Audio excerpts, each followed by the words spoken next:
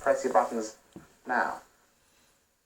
And if you're still with us here on BBC One, it's time now for the 9 o'clock news with John Humphreys. Mr. Gorbachev has appealed to the Soviet people to vote yes in the referendum and preserve the Union. On television tonight, he said that would save the country from future wars and ease the way for reform.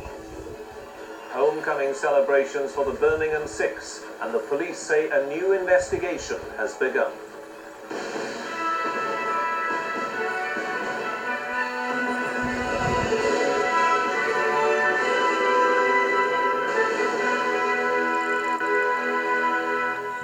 Good evening. The people of the Soviet Union vote this weekend in a referendum which could determine the fate of Mr. Gorbachev, if not the Soviet Union itself. Voters will be asked if they support the idea of a renewed federation of socialist republics.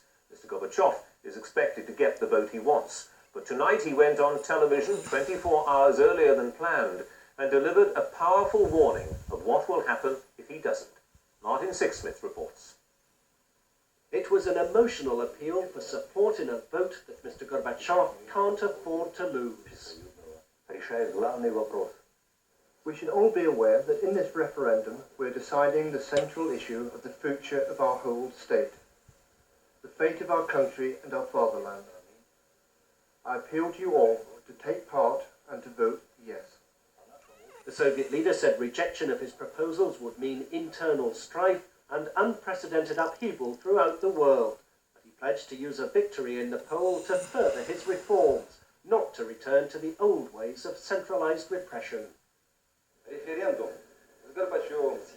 With only 2 days left before the referendum, though, the Soviet authorities are showing signs of panic.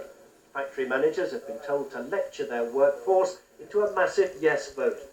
Top communists are openly admitting that a bad result would mean disaster for the leadership. If the majority says no, it will mean the collapse of Gorbachev's political prestige. It could lead to the downfall of the Soviet Union. The national media have been dragooned by the Kremlin, Pravda depicting a yes vote as a handful of corn, a no vote as a handful of bullets. And a television campaign to explain voting procedures blatantly uses a yes decision as the only illustration. But even with the official machine lined up against them, opposition activists are surprisingly confident, distributing pamphlets calling for the referendum to be used as a protest vote against the regime. And Boris Yeltsin hit out at the poll in a strongly worded radio address, saying the authorities were trying to scare the people into a yes vote that would legalize their repression of the republics. No one should have any illusions that the leadership really want to find out people's opinions. The referendum is just to get support for the leadership's existing policies, to preserve the imperialist character of the Soviet state. About half of the total electorate are likely to turn out on Sunday. About 2/3 of them will probably say yes, allowing Mr. Gorbachev to avoid humiliation and claim a rather unconvincing victory. But the real test will be whether he uses that vote to legitimize a domestic crackdown as an acceptable means of maintaining the Soviet Union. Martin Sixsmith, BBC News, Moscow. The miners' strike in the Soviet Union has now spread to around 140 pits across the country. Shortages of coal are beginning to hit iron and steel production. The strike began 2 weeks ago in the Ukraine and Kazakhstan and has now spread to the Kavkaz area of western Siberia. The miners want a pay rise, but they're also calling for political change and for President Gorbachev's resignation.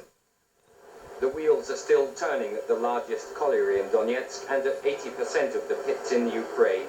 However hard they try, union officials have failed to persuade their members to stop work. Our strike has been badly organized, this union man says. We haven't made our case clear. We need support from other industries and we're not getting it. 46 pits have shut down and 9 more are refusing to unload coal. The miners claim their work has become more dangerous and they want at least double the wages they're getting now. Living conditions in many mining communities have failed to improve since the last major stoppage here 2 years ago. Home for a 90-year-old woman is a 2-room hovel without running water. At the shops, it takes 4 hours to reach the front of the queue. The prize when you get there, a bag of bones. More and more people now say life was better under Brezhnev. The striking miners claim only drastic measures can help now. They're demanding the resignation of Mikhail Gorbachev, the abolition of his presidency, and the end of the Supreme Soviet, the parliament of the USSR. Their leaders have warned they face an uphill struggle against vast opposition, and even if the strike gains momentum, they could be playing into Mikhail Gorbachev's hands. For 2 months now, the miners here have been working under local Ukrainian instead of centralized Soviet control. The conclusion drawn publicly by the Kremlin is that handing over power to the republics simply causes chaos and disruption, and that everything would be much safer left to Moscow. Bill Turnbull, BBC News, Donetsk. The American Secretary of State James Baker had talks with Mr. Gorbachev in Moscow today. He discussed the deadlock over arms control measures and the date of a superpower summit. The American Secretary of State walked into the Kremlin representing a country on top of the world, wondering if President Gorbachev is still a man to be doing business with. Mr. Baker sent a clear signal by dining with opposition leaders tonight. The old warmth of his relationship here when Eduard Shevardnadze was foreign minister has gone. In talks with Shevardnadze's successor, Alexander Besmirnik, there was little progress on arms control. America believes the Soviet side isn't sticking to the deal signed in Paris in November. We have had in the past some recent problems on arms control. We've got to thrash through some of that and try and straighten that out. In Paris, the Soviet Union agreed to reduce its huge conventional force, and some tanks have been destroyed.